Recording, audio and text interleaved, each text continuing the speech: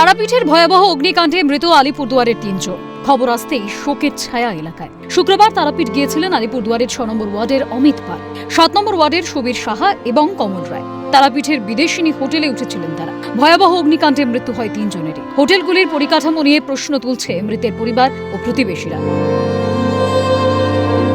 মর্মান্তিক ঘটনা ঘটে গিয়েছে। আমাদের এই ৭ নম্বর ওয়ার্ডেরও একজন আছে, সুবীর সাহা, এবং আরও কয়েকজন আছে। তারা শুক্রবার দিন গিয়েছিল দেওঘরে বাবার মাথা জল ঢেলে, তারপরে তারা তারাপীঠে গিয়েছিল। ভোর রাতে খবর আসলো যে হোটেলে ছিল সেই হোটেলে আগুন লেগে কেউ বেঁচে নেই। খুব ভাষায় প্রকাশ করা যায় না, এত বেদনাদায়ক ঘটনা।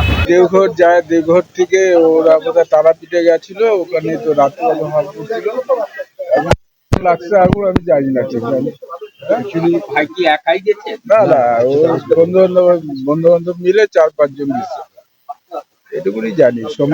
সোমবার দিন আশা করা ছিল, তারপরে এই দুর্ঘটনা শুনলাম আজকে সকালবেলা।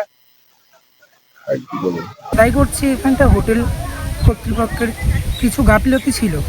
ওরা যদি এক্সিট গেট যদি খুলে দিত, তাহলে নিশ্চয়ই এতগুলো লোকের আর কি প্রাণ যেত না, বা এত পরিবারের আজকে এরকম দিনটি আর কি দেখতে হতো না।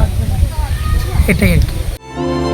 তারাপীঠের ঘটনাকে দুঃখজনক আখ্যা দিয়ে তৃণমূল সরকারকে কটাক্ষ করেছেন কেন্দ্রীয় মন্ত্রী সুকান্ত মজুমদার। পূর্বতন সরকারের আমলে মাশরুমের মতো গজিয়ে ওঠা হোটেল আর তার সুরক্ষা ব্যবস্থা নিয়ে প্রশ্ন তুলে তিনি জানান, তারাপীঠের ঘটনায় প্রশাসন যথাযথ ব্যবস্থা নেবে। অত্যন্ত দুঃখজনক ঘটনা। বিগত সরকারের আমলে তারাপীঠে কিভাবে মাশরুমের মতো বিভিন্ন হোটেল গজিয়ে উঠেছে এবং সেই হোটেলগুলোর সুরক্ষা ব্যবস্থা থেকে শুরু করে সমস্ত কিছুই সন্দেহের মধ্যে। স্বাভাবিকভাবে সরকার ব্যবস্থা নেবে, আপনারা অপেক্ষা করুন একটু। কিন্তু এটা ঠিক যে এত বড় স্ট্রাকচার হয়ে গেছে, সব যদি নতুন করে করতে হয় তাহলে অনেক ঝামেলা, তার মধ্যে যতটা সম্ভব করা যাবে। ইতিমধ্যেই বিভিন্ন হোটেল মালিকদের নিয়ে রুদ্ধদ্বার বৈঠক করেছেন দমকল মন্ত্রী। কার গাফিলতিতে এই ভয়াবহ দুর্ঘটনা তার তদন্তে তৎপর প্রশাসন। মলয় দেবনাথের রিপোর্ট, ক্যালকাটা নিউজ।